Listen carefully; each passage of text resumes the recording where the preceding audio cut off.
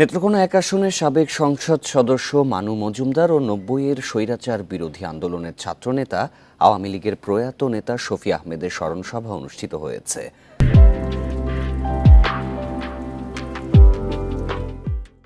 বিকেলে জেলা আওয়ামী লীগ আয়োজিত শহরের কেন্দ্রীয় শহীদ মিনার প্রাঙ্গণে এই শোকসভা হয়।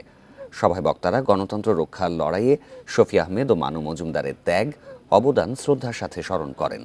এতে প্রধান অতিথি ছিলেন আওয়ামী লীগের যুগ্ম সম্পাদক আ.ফ.ম. বাহাউদ্দিন নাসিম।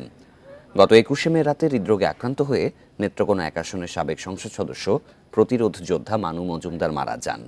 গত ৩রা জুন হৃদরোগে আক্রান্ত হয়ে মারা যান ৯০-এর স্বৈরাচার বিরোধী আন্দোলনের ছাত্রনেতা ও আওয়ামী লীগ নেতা শফি আহমেদ।